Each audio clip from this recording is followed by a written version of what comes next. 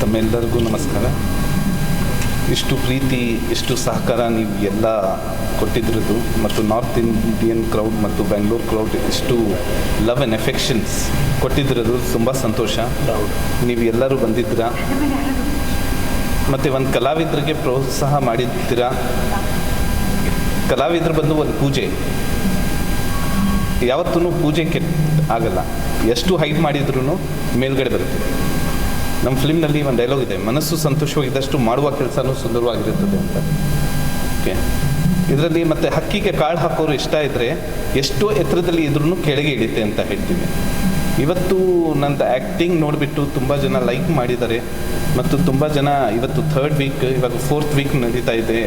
ಇವಾಗ ಇನ್ನೂ almost north Indians ನನಗೆ ನೋಡಲೇ ಇಲ್ಲ. ಆಲ್ಮೋಸ್ಟ್ ಅಲ್ಲಿ ತುಂಬ ಇವೆಂಟ್ಸ್ಗಳು ಮತ್ತು ಅಷ್ಟು ಆಟೋ ಯೂನಿಯನ್ಸ್ ಬಂದು ಆನರ್ ಸನ್ಮಾನ ಮಾಡೋದು. ಕನ್ನಡ ಫಿಲ್ಮ್ ಚೇಂಬರ್ ಅವರು ಮತ್ತು ಉಪೇಂದ್ರ ವೈಫ್ ಪ್ರಿಯಾಂಕಾ ಉಪೇಂದ್ರ ಮತ್ತು ರಂದೀಪ್ ಹುಡ್ಡಾ ಅವರು ನಂದು ಆ್ಯಕ್ಟಿಂಗ್ ಎಲ್ಲ ಲೈಕ್ ಮಾಡಿದ್ದಾರೆ. ಇದೆಲ್ಲ ಎಂಕರೇಜ್ಮೆಂಟ್. ಇನ್ನೂ ಒಂದು 5 ಫಿಲ್ಮ್ಸ್ ಸೈನಪ್ ಮಾಡಿದ್ದೀನಿ. ತುಂಬ ಫಿಲ್ಮ್ಸ್ ಬರ್ತಾ ಇದೆ ನೋಡಿ. ನಾವು ಇವಾಗ ಒಂದು ಸುನಾಮಿ ಥರ ಆಗ್ತಾ ಇದೆ ಕನ್ನಡ ಫಿಲ್ಮ್ ಇಂಡಸ್ಟ್ರಿಗೆ. ಎಲ್ಲರೂ ಎಲ್ಲ ಚಾನಲ್ಸ್ನಲ್ಲಿ ಇವಾಗ ಜನರು ಬರ್ತಾ ಇಲ್ಲ ಅಂತ ಹೇಳ್ತಾ ಇದ್ದೀವಿ. ಇವಾಗ ಕರ್ನಾಟಕ ಚೇಂಬರ್ ಒಬ್ಬರೇ ಏನೂ ಮಾಡೋಕ್ಕೆ ಆಗಲ್ಲ. ಇವಾಗ ಕರ್ನಾಟಕ ಫಿಲ್ಮ್ ಇಂಡಸ್ಟ್ರಿಗೆ ಅಸೋಸಿಯೇಟ್ ಆಗೋರು ಆಲ್ಮೋಸ್ಟ್ 1 ಕೋಟಿ ಜನ ಇದ್ದಾರೆ. ಅವ್ರದ್ದೇ ಫ್ಯಾಮ್ಲಿ ನೋಡೋಕ್ಕೆ ಬರ್ತಾ ಇಲ್ಲ ಫಿಲ್ಮ್ಸ್. ಇವಾಗ ಮುಂಚೆ ಏನಿತ್ತು, ಒಂದು ಆಟೋ ಡ್ರೈವರ್ ಬರ್ತಾಯಿದ್ರು. ಫಸ್ಟ್ ಕನ್ನಡ ಫಿಲ್ಮ್ ಇಂಡಸ್ಟ್ರಿ ಯಾವುದಾದ್ರೂ ಕನ್ನಡ ಫಿಲ್ಮ್ ಬಂದರೆ ಬ್ಲ್ಯಾಕ್ ಟಿಕೆಟ್ ಆಗ್ತಾಯಿತ್ತು. ಯಾಕೆ ಗೊತ್ತಾ? ನಮ್ಮ ಫ್ಯಾಮ್ಲಿ, ನಮ್ಮ ಕುಟುಂಬವರು ಬಂದು ನೋಡ್ತಾಯಿದ್ರು. ಇವಾಗ ಯಾವ ಕಾಲ ಬಂದಿದೆ ಅಂದರೆ ದೊಡ್ಡ ಫಿಲ್ಮ್ಸ್, ಓಕೆ, ದೊಡ್ಡ ಫಿಲ್ಮ್ಸ್ ಕಂಟೆಂಟ್ಸ್ ಇದೆ. ಕಂಟೆಂಟ್ಸ್ ಅಂದರೆ ಎಲ್ಲ ಫಿಲ್ಮ್ಸ್ನಲ್ಲಿ ಕಂಟೆಂಟ್ಸ್ ಇರ್ತದೆ. ಎಲ್ಲ ಡೈರೆಕ್ಟರ್ ಒಂದು ಕಂಟೆಂಟ್ ಇಟ್ಕೊಂಡೇ ಮಾಡೋದು. ಎಲ್ಲ ಫಿಲ್ಮ್ ಚಿಕ್ಕ ಇರಲಿ ದೊಡ್ಡಿರಲಿ ಫಿಲ್ಮೇ.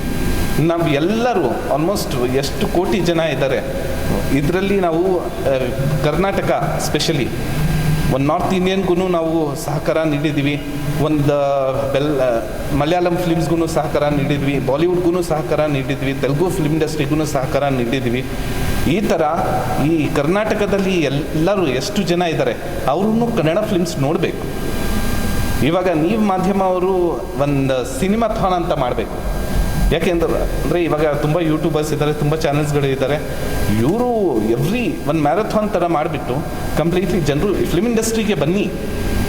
ಇಂಡಸ್ಟ್ರಿ ಹೇಗೆ ಪ್ರಚಾರ ಹೇಗೆ ಆಗೋದು? ಯಾಕೆ ಗೊತ್ತಾ? ಮೀಡಿಯಾ ಮಾಧ್ಯಮ ತುಂಬ ಕಾಸ್ಟ್ಲಿ ಆಗಿಬಿಟ್ಟಿದೆ, ಕಮರ್ಷಿಯಲ್ ಆಗಿಬಿಟ್ಟಿದೆ. ಒಂದು ಆರ್ಟಿಸ್ಟ್ಗೆ ಇವತ್ತು ಕಾಲದಲ್ಲಿ ಒಂದು ಬೆಲೆ ಇಲ್ಲ ನೋಡಿ. ಒಂದು ಆರ್ಟಿಸ್ಟ್ಗೆ ನಾವು ಕೂರಿಸ್ತೀವಿ ಒಂದು ಚೆಂಡು ಹೂವು ಥರ. ದೇವರು ಪೂಜೆ ಮಾಡುವಾಗ ಎಷ್ಟು ಪ್ರೀತಿ, ಎಷ್ಟು ವಿಶ್ವಾಸದಿಂದ ತೊಗೊಂಡು ಹೋಗ್ತೀವಿ, ಆಮೇಲೆ ನೆಕ್ಸ್ಟ್ ದಿನ ಅಲ್ಲಿ ಇಟ್ಬಿಡ್ತೀವಿ. ಬಟ್ ಎಷ್ಟಾದರೂ ಇಲ್ಲಿ ಕಲೆ ಎಲ್ಲಿನೂ ಮುಚ್ಚೋಕ್ಕೆ ಆಗಲ್ಲ. ಇವಾಗ ನೀವು ಎಲ್ಲರೂ ನೋಡಿ, ನಮ್ಮದೇ ಪ್ರೊಡಕ್ಷನ್ನಲ್ಲಿ ನಾವು ತುಂಬ ಒಂದು 5 ಡೈರೆಕ್ಟರ್ಸ್ಗೆ ಲಾಂಚ್ ಮಾಡ್ತಾಯಿದ್ವಿ ಮತ್ತು ಆಲ್ಮೋಸ್ಟ್ ಒಂದು ಕಲಾವಿದರು 80 ಕಲಾವಿದರು ಇದ್ದಾರೆ, ಅವ್ರಿಗೆ ಅವಕಾಶ ಕೊಡ್ತಾ ಇದ್ದೀವಿ ನೋಡಿ. ಇವತ್ತು ನಾನು ಮಾಡಲಿಲ್ಲ ಅಂದರೆ ಬೇರೆಯವ್ರು ಮಾಡ್ತಾರೆ ಅಂತ ನನಗೆ ಏನಿಲ್ಲ. ನನ್ನ ಮನಸ್ಸಿನಲ್ಲಿ ನಿಮಗೆಲ್ಲರಿಗೆ ಕನ್ನಡ ಇರೋದು, ಬಟ್ ನನಗೆ ಕನ್ನಡ ಹೃದಯದಿಂದ. ಇವಾಗ ಸಿನಿಮಾಗೂ ಅಷ್ಟೇ ಪ್ರೀತಿ ಇದೆ. ನೀವು ಎಲ್ಲರದ್ದು ಸಪೋರ್ಟ್ ಬೇಕು. ನಾನು ಒಂದು ಮ್ಯೂಸಿಕಥಾನ್ ಮತ್ತು ಸಿನಿಮಾಥಾನ್ ಅಂತ ಮಾಡ್ತಾಯಿದ್ದೀವಿ. ತುಂಬ ಆರ್ಟಿಸ್ಟ್ಗಳು ಸಫರ್ ಮಾಡ್ತಾ ಇದ್ದಾರೆ, ತುಂಬ ಟೆಕ್ನಿಷಿಯನ್ಸ್ ಅವರು ಸಫರ್ ಮಾಡ್ತಾ ಇದ್ದಾರೆ ಮತ್ತು ಸಿನಿಮಾ ಇಂಡಸ್ಟ್ರಿನೇ ಸಫರ್ ಆಗ್ತಾ ಇದೆ. ಇವಾಗ ನೀವು ಎಲ್ಲರೂ ಬನ್ನಿ, ಫಿಲ್ಮ್ ನೋಡಿ. ಕಂಟೆಂಟ್ ಇದೆ ಇದರಲ್ಲಿ, ಕಲೆ ಇದೆ ಇದರಲ್ಲಿ. ನಾನು ಬಂದು ನನ್ನ ಕಲೆ ತೋರಿಸಿದ್ದೀನಿ. ನವರಸ, ಮೈಮ್, ಒಂದು ರಿಯಲ್ ಆ್ಯಕ್ಟಿಂಗ್. ನೀವು ಇವಾಗ ರೀಸೆಂಟ್ನಲ್ಲಿ ಒಂದು 100 ಫಿಲ್ಮ್ಸ್ ನೋಡಿ. ಇವಾಗ ನನ್ನ ಫಿಲ್ಮ್ನು ನೋಡಿ. ಇವಾಗ ಒಂದೇ ಸೀನ್ನಲ್ಲಿ ತೋರಿಸ್ಬಿಟ್ಟು ಜನರು ಎಲ್ಲೋ ಹೋಗಿಬಿಟ್ಟಿದ್ದಾರೆ. 1000 crores, 1500 crores. ಇಲ್ಲಿ 42 ಸೀನ್ಸ್ ಯಾವ ಥರ ಮಾಡಿದ್ದೀನಿ ಅಂದರೆ, ಬಾಲಿವುಡ್ ರಂದೀಪ್ ಹುಡ್ಡಾ ಇರಲಿ, ಶಕ್ತಿ ಕಪೂರ್ ಇರಲಿ, ಧರ್ಮೇಂದರ್ ಸರ್ ಇರಲಿ, ಎಲ್ಲರೂ ಇವಾಗ ಬೈಟ್ಸ್ ಕೊಟ್ಟಿದ್ದಾರೆ. ನಿಮ್ಗೆಲ್ಲರಿಗೂ ಕೊಡ್ತೀನಿ. ಎಷ್ಟು ಪ್ರೀತಿ, ಎಷ್ಟು ಸಹಕಾರ ನೀಡಿದ್ದಾರೆ ಬಾಲಿವುಡ್ ಅವರು. ಯಾಕೆ ಗೊತ್ತಾ? ಅವ್ರಿಗೆಲ್ಲ ಕಲಾವಿದರಿಗೆ ಬೆಲೆ ಇದೆ. ಇಲ್ಲೇನು ನಾವು ಜಸ್ಟ್ ಒಂದು ಮ್ಯೂಸಿಕಥಾನ್ ಅಂತ ಮಾಡಿಬಿಟ್ಟು, ಸಿನಿಮಾಥಾನ್ ಅಂತ ಮಾಡಿಬಿಟ್ಟು, ಒಂದು ಆರ್ಟಿಸ್ಟ್ಗೆ, ಒಂದು ಮ್ಯೂಸಿಷಿಯನ್ಗೆ, ಒಂದು ಟೆಕ್ನಿಷಿಯನ್ಸ್ಗೆ ಸಪೋರ್ಟ್ ಮಾಡಬೇಕು. ತಾವೆಲ್ಲ ಮಾಡ್ತೀರಾ? ಸೌಂಡ್ ಕೇಳಿಸ್ತಾ ಇಲ್ಲ. ಖಂಡಿತ ಅದೇ ಮಾಡ್ತೀವಿ. ಏನಾದರೂ ಪ್ರಶ್ನೆಗಳಿವೆ? ಮುಂದೆ ಸಿನಿಮಾಗಳು ಮಾಡ್ತೀರಾ? ಹೌದು ಸರ್. ಇವಾಗ ನೆಕ್ಸ್ಟ್ ಬಂದು ಎಸ್, ಭಗತ್ ನಿಜಕ್ಕೂ ಒಂದು ವಿಭಿನ್ನವಾದ ಪ್ರಯತ್ನ ಅಂತಲೇ ಹೇಳ್ಬೋದು. ಜನರಲಾಗಿ ಏನಾದ್ರು ಒಂದು ಸಿನಿಮಾ ನೋಡ್ಬೇಕಾದ್ರೆ ಎಕ್ಸ್ಪೆಕ್ಟ್ ಮಾಡ್ತಾರೆ, ಈ ಸೀನಿಗೆ ತುಂಬ ಎಕ್ಸ್ಪೆಕ್ಟ್ ಮಾಡ್ತಾರೆ. ಇದು ಎಕ್ಸ್ಪೆಕ್ಟ್ ಮೀರಿದೆ, ತುಂಬ ಚೆನ್ನಾಗಿ ಹಿಡಿಸು. And screen play is very good and characterisations ತುಂಬ ಚೆನ್ನಾಗಿ ಮಾಡಿದ್ದಾರೆ. ಭಗತ್ ನಿಜಕ್ಕೂ ಈ ಚಿತ್ರದಲ್ಲಿ ಗೆದ್ದಿದ್ದಾರೆ ಅಂತಲೇ ಹೇಳ್ಬೋದು. ಆಮೇಲೆ ನಾನು ಕಮಲ್ ಅವ್ರನ್ನ ಖುಷಿ ಪಟ್ಟಿದ್ದೆ ಅಂದರೆ ಫಸ್ಟ್ ಬರ್ತಾ ಹೋಗ್ತಾ ಏನಪ್ಪ ಅಂದ್ಕೊಂಡಿದ್ದೆ, ಹೋಗ್ತಾ ಟೇಕ್ ಆಫ್ ಚೆನ್ನಾಗಿ ಮಾಡ್ಕೊಂಡಿದ್ದಾರೆ. ಖುಷಿ ಆಯಿತು ನಿಜವಾಗ್ಲು. ಆ್ಯಂಡ್ ಎಂಡಲ್ಲಿ ಅವ್ರ ಪರ್ಫಾರ್ಮೆನ್ಸ್ ನಂಗೆ ತುಂಬ ಇಷ್ಟ ಆಯಿತು. ಏನೋ ಸಿನಿಮಾ ಒಂಥರ ತುಂಬ ಕ್ಯೂರಿಯಾಸಿಟಿ ಮಾಡಿದ್ದಾರೆ. ಖಂಡಿತ ಇದು ಎಲ್ಲರೂ ನೋಡೋವಂಥ ಒಂದು ಚಿತ್ರ. ದಯವಿಟ್ಟು ಮನೆ ಮಂದಿಯೆಲ್ಲ ಬಂದು ಈ ಚಿತ್ರನ ನೋಡಿ, ಈ ಚಿತ್ರನ ಆಶೀರ್ವದಿಸಿ, ಈ ಸಿನಿಮಾನ ಪ್ರೋತ್ಸಾಹಿಸಿ, ಈ ಸಿನಿಮಾನ ಗೆಲ್ಲಿಸಿ ಅಂತ ಈ ಮುಖಾಂತರ ನಾನು ಜನತೆ ಕೇಳ್ಕೊತೀನಿ. Thank you. ಚೆನ್ನಾಗಿದೆ ಮೇಡಮ್, ಮೂವಿ ಚೆನ್ನಾಗಿದೆ, ತುಂಬ ಚೆನ್ನಾಗಿದೆ, ಕಂಟೆಂಟ್ಸ್ ಎಲ್ಲ ಚೆನ್ನಾಗಿದೆ ಮೇಡಮ್. ಅದು ಅಂದರೆ ಫ್ರೆಂಡ್ಶಿಪ್ದು ಮತ್ತು ಒಂದು ಫ್ಯಾಮಿಲಿ ಚೆನ್ನಾಗಿದೆ. Thank you. ಹಾಂ, ಇಷ್ಟ ಆಯ್ತು ಮೇಡಮ್. Thank you. ಚೆನ್ನಾಗಿದೆ ಸರ್. ಒಂದು ಸ್ವಲ್ಪ ಲಾಸ್ಟಾಗಿ ಫೀಲ್ ಆಗುತ್ತೆ ಕಂಟೆಂಟ್ಸ್ ನೋಡಿ, ಬಟ್ ಆದ್ರೂ ಮೂವಿ ಚೆನ್ನಾಗಿದೆ, ತುಂಬ ಚೆನ್ನಾಗಿದೆ. Okay, thank you. ಮೂವಿ ಯಾವ ಥರ ಇತ್ತು? ತುಂಬ ಚೆನ್ನಾಗಿತ್ತು. ನಿಮಗೆ ಹೆಂಗೆ ಅನ್ನಿಸ್ತು? ಅಂದರೆ ಮೂವಿಯಲ್ಲಿ ಹೀರೋಯಿನ್ಸ್ ಪ್ರತಿಯೊಬ್ಬರ ಆ್ಯಕ್ಟಿಂಗ್ ಯಾವ ಥರ ಅನ್ನಿಸ್ತು? ಎಲ್ರದ್ದು ಚೆನ್ನಾಗಿತ್ತು. ಕಮಲ್ ಪಾತ್ರ ಯಾವ ಥರ ಇತ್ತು? ಚೆನ್ನಾಗಿತ್ತು. ಎಲ್ಲರೂ ಚೆನ್ನಾಗಿ ಮಾಡಿದ್ರು. ತುಂಬ ಚೆನ್ನಾಗಿತ್ತು. ಚೆನ್ನಾಗಿತ್ತು. ಎಲ್ಲರೂ ನೋಡ್ಬೋದು, ಬಂದು ನೋಡ್ಬೋದು, ಎಲ್ಲರೂ ಬಂದು ಚೆನ್ನಾಗಿತ್ತು. ಕಮಲ್ ರೋಲ್ ಯಾವ ಥರ ಇತ್ತು? ಚೆನ್ನಾಗಿತ್ತು. ಇಷ್ಟ ಆಯ್ತಾ ನಿಮಗೆ? ಇಷ್ಟ ಆಯಿತು. ಚೆನ್ನಾಗಿತ್ತು movie. Second half is super ಆಗಿತ್ತು. ಕ್ಲೈಮ್ಯಾಕ್ಸ್ ಯಾವ ಥರ ಇತ್ತು ಮ್ಯಾಮ್? ಚೆನ್ನಾಗಿತ್ತು. ನೈಸ್. ಕಮಲ್ ಅವ್ರ ಆ್ಯಕ್ಟಿಂಗ್ ಯಾವ ಥರ ಇತ್ತು? ಸೂಪರ್. ನೋಡ್ಬೋದಾ? ಹಾಂ, ನೋಡ್ಬೋದು. ಫ್ಯಾಮಿಲಿ ಕೂತ್ಕೊಂಡು ನೋಡ್ಬೋದು. Okay ma'am, thank you. ನಮಸ್ಕಾರ. ಚೆನ್ನಾಗಿತ್ತಮ್ಮ, ಮೂವಿ ಚೆನ್ನಾಗಿತ್ತು. ನಂಗೆ ಹಾಫ್ ಆದಮೇಲೆ ಇಷ್ಟ ಆಯಿತು. ಆ ಮನೋವೈಜ್ಞಾನಿಕದ್ದು ಬಂತಲ್ಲ ಡಾಕ್ಟ್ರದ್ದು, ಅದಾದಮೇಲೆ ನಂಗೆ ತುಂಬ ಇಷ್ಟ ಆಯಿತು. ವೆರಿ ಸೆನ್ಸಿಟಿವ್ ಇಶ್ಯೂ, ಬಟ್ ತುಂಬ ನೀಟಾಗಿ ತೊಗೊಂಡಿದ್ದಾರೆ. ವಲ್ಗ್ಯಾರಿಟಿ ಇಲ್ಲದೆ ಇದ್ದಂಗೆ ಇದರೊಳಗೆ ಈ ಥರ ಪಿಕ್ಚರ್ಸಲ್ಲಿ ವಲ್ಗ್ಯಾರಿಟಿ ಬಂದ್ಬಿಡುತ್ತೆ, ಬಟ್ ಇವ್ರು ತುಂಬ ಸೂಕ್ಷ್ಮವಾಗಿ ತುಂಬ ಚೆನ್ನಾಗಿ ತೊಗೊಂಡೋಗಿದ್ದಾರೆ. It's a good picture. Kamal role ಯಾವ ಥರ ಇತ್ತು ಮ್ಯಾಮ್? ಚೆನ್ನಾಗಿತ್ತು. ಅದೇ ಎಂಡ್ ಆಗೇ ಆಗಬೇಕು, ಏನು ಮಾಡೋಕ್ಕಾಗಲ್ಲ. ಇಟ್ಸ್ ಎಲ್ಲರೂ ಇದೇ ಥರನೇ ಆಗಬೇಕು. ಈ ಥರ ಪಿಕ್ಚರ್ ಶುರು ಆದರೆ ಆ ಥರ ಎಂಡ್ ಆಗಬೇಕು ಅನ್ಸುತ್ತೆ. ಮೂವಿ ಯಾವ ಥರ ಇತ್ತು? ನಾನು ಹೇಳಬೇಕು ಅಂದಿದ್ದೆ, ಅವರೇ ಹೇಳಿಬಿಟ್ರು.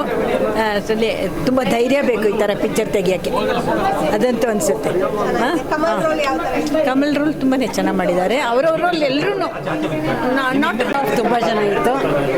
ಎಂಡ್ ತುಂಬ ಚೆನ್ನಾಗಿ ಮಾಡಿದ್ದಾರೆ. ಈಗಿನ ಜನ್ರೇಷನ್ ಕಲ್ತ್ಕೊಳ್ಳೋದು ಬೇಕಾದಷ್ಟು. Kamal acting Kamal first class, ತುಂಬ ಚೆನ್ನಾಗಿ.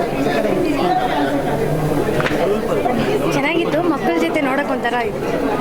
ಸ್ವಲ್ಪ ಸೀನ್ಸ್ ಎಲ್ಲ ಕಟ್ ಮಾಡ್ಬೋದು. ಮಕ್ಕಳ ಜೊತೆ ಓಪನ್ ಆಗಿ ನೋಡೋಕ್ಕಾಗ್ತದೆ ಅಷ್ಟೇ. ಚೆನ್ನಾಗಿತ್ತು. ಕುತ್ಕೊಂಡು ನೋಡುವಂಥ ಮೂವಿ. ಮಕ್ಕಳು ಬಿಲೋ 18 ನೋಡೋಂಗಿಲ್ಲ ಒಂದು ಮಟ್ಟಕ್ಕೆ, ಅದು ಆಮೇಲೆ ನೋಡ್ಬೋದು.